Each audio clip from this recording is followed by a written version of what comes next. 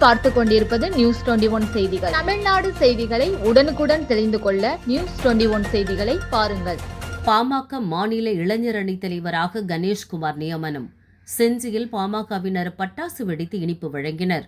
விழுப்புரம் மாவட்டம் செஞ்சி 4 முனை சந்திப்பில் செஞ்சி தொகுதியின் முன்னாள் சட்டமன்ற உறுப்பினர் கணேஷ்குமார் என்பவரை பாட்டாளி மக்கள் கட்சியின் மாநில இளைஞர் அணி தலைவராக டாக்டர் அன்புமணி ராமதாஸ் நியமனம் செய்ததையொட்டி பாமக நிர்வாகிகள் பட்டாசு வெடித்து இனிப்பு வழங்கினர். இதில் பாமக மாநில இளைஞர் சங்க துணைத் தலைவர் அருள்மொழி தேவன் தலைமை தாங்கினார். நகர செயலாளர் சின்னத்தம்பி முன்னிலை வகித்தார்.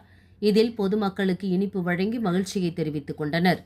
நிகழ்ச்சியில் வழக்கறிஞர் திருமலை வாசன், மாவட்ட வன்னியர் சங்க அமைப்பு தலைவர் ஐயனார் மற்றும் பாமக நிர்வாகிகள் கலந்து கொண்டனர். நியூஸ் 21 செய்திகளுக்காக செய்தியாளர் அருண் பிரகாஷ்.